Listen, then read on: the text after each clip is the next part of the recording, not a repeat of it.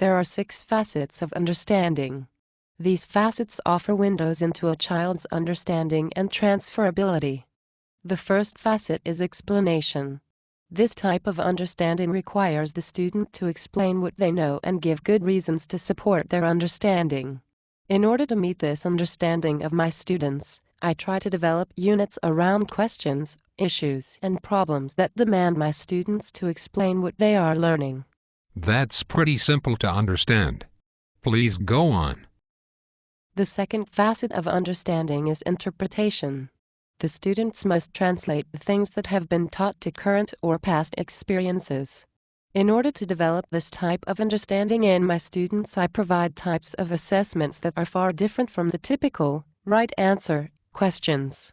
I noticed this in your homework assignment that you gave to the students today. Exactly. The third facet of understanding is application. In my opinion, application is central to understanding.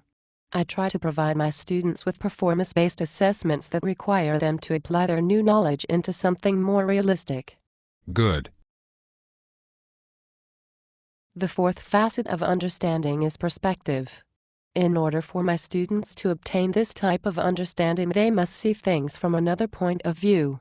I am having a hard time getting my students to reach this type of understanding because it is a mature achievement, in which even some adults do not reach. Yes, I can see how this can be difficult for students to reach this understanding. Do you do anything to offer different perspectives to students? Yes. In each of my lessons, I try to provide students not only with the diverse viewpoints from their classmates, but also the different perspectives of the experts on the same idea. This will give the students opportunities to see the different points of view regarding the big ideas of the lesson. The fifth facet of understanding is empathy. In other words, it is the ability to walk in another person's shoes. Unlike perspective, I try to get my students to fully embrace the insights of someone by walking in their shoes. To the sixth and last facet of understanding, which is self-knowledge. This type of understanding is ultimately the wisdom that we have about a certain subject. In order to get my students to reach this type of understanding, they must first understand themselves. My students constantly self-reflect on the things that they have learned and rate their understandings.